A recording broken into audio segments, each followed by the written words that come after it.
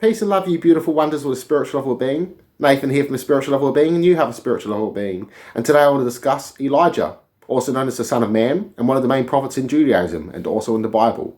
Now, Jesus and Enoch also held the title Son of Man.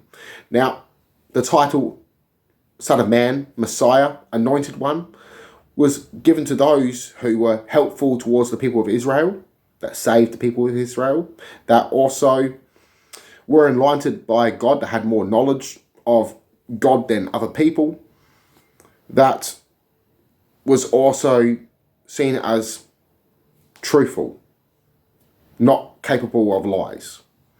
So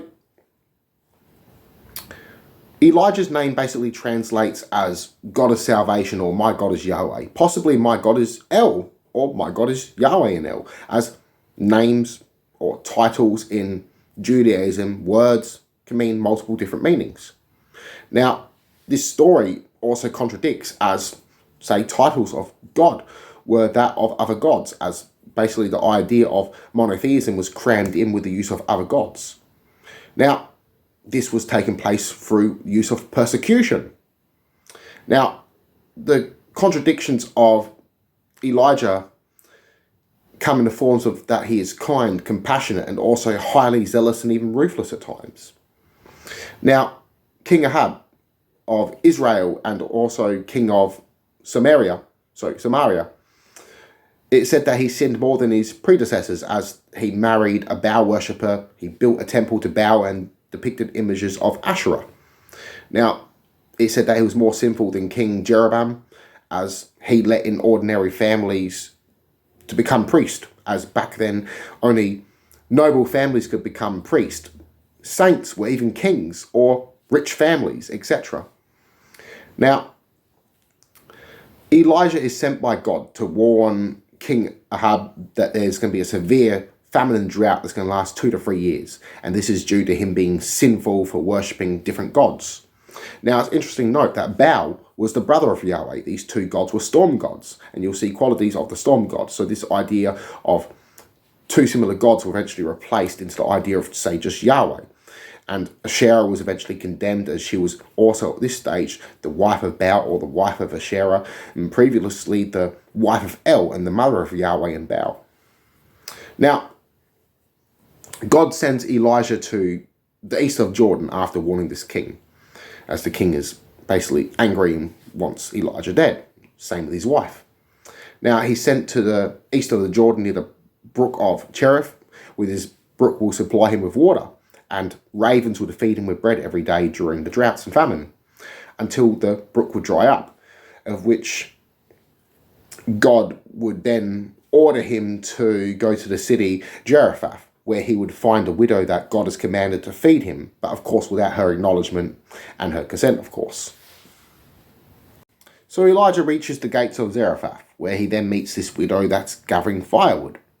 He then asked if he can trouble her for some bread and water, to which oddly enough she replies that by Elijah's God, she swears that she only has a handful of flour in a bowl and a drop of oil in a jar and no bread. So this maybe implies that she worships other gods. To which Elijah replies to which that if she feeds him a portion of which, God will give her a miracle, that she wouldn't run out of flour or oil. To which she agrees, and to her surprise, the bowl never runs out of flour and it refills itself along with the oil, which never runs out, which supplies them to get through the drought. Later, which Elijah leaves and then returns, to which the boy has gotten sick and died. She then blames Elijah and asked if he returned so that she knew that she was being punished by God for her sins. To which Elijah gets upset and cries to God, "Oh my God, why have you done such a terrible thing?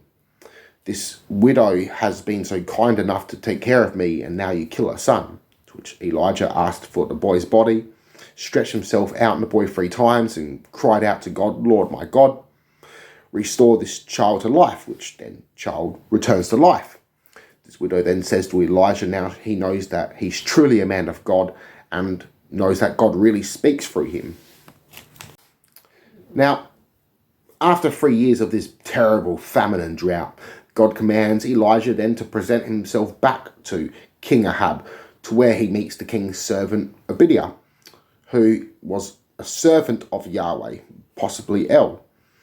Now, at this time, the king's wife was persecuting worshippers of Yahweh. So Obadiah then protects 100 prophets and stores them in 2 caves, basically, to protect them, hides them in 2 caves, I should say.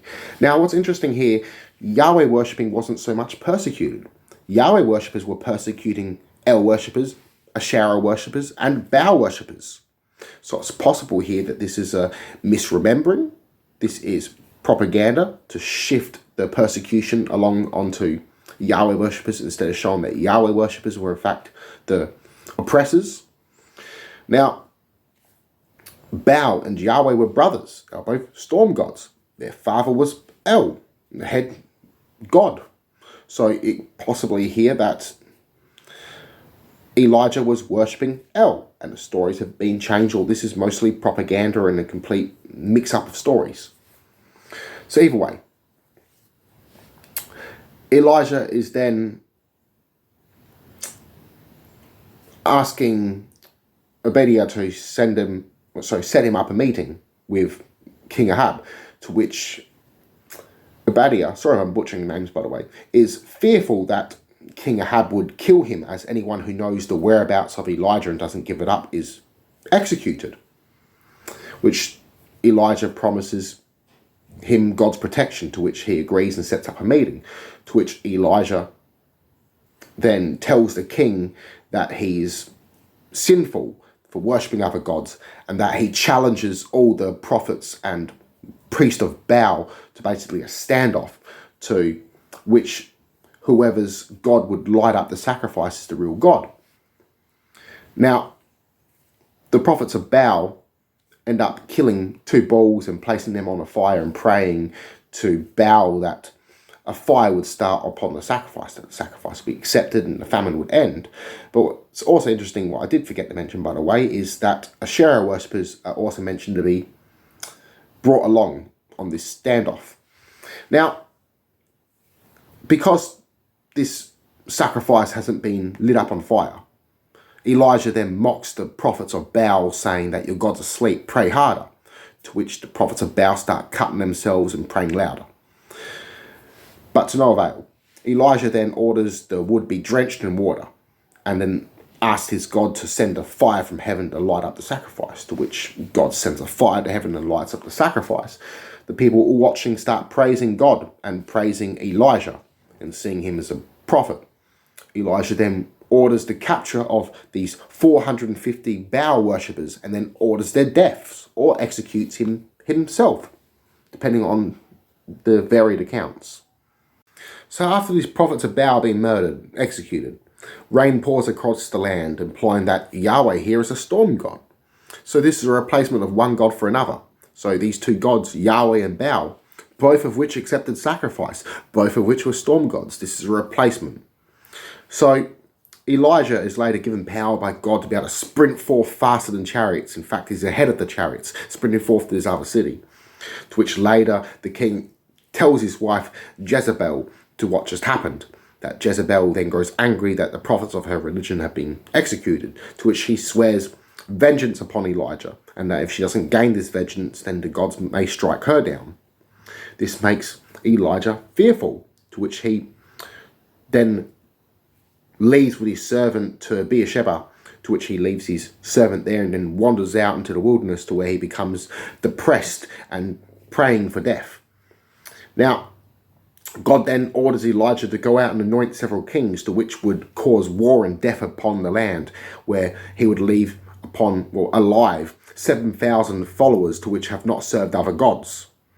Now, King Ahab would later die from an arrow wound, and Jezebel would be eaten by dogs except for her hands, implying that she was so sinful that even the dogs wouldn't eat her hand, that anything she touched would be corrupted or sinful.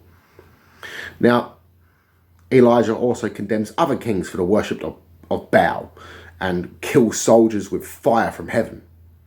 Now, Elijah is later taken to heaven by a golden chariot or flaming chariot, which then he passes on a bit of his spirit or some of his power to Elijah, his follower, his disciple, or successor, if you will.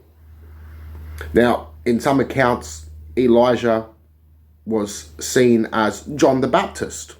So this even could be implied to Jesus and John. So Elijah and Elijah. So a lot of Elijah's teachings were basically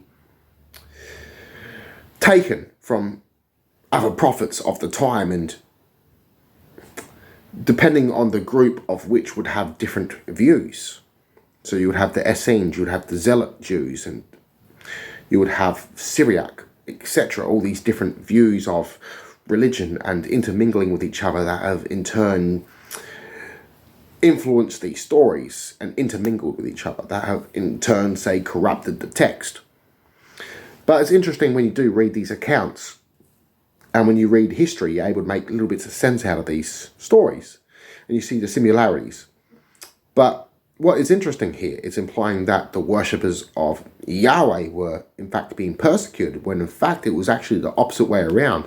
Yahweh worshippers were persecuting Baal, El, and Asherah worshippers, destroying their shrines, smashing their idols, persecuting their worshippers and people, executing them. So it's interesting when we do look at these accounts and we're able to see contradictions. So peace and love everyone. I love you all. Connect to all my mind and soul. Namaste.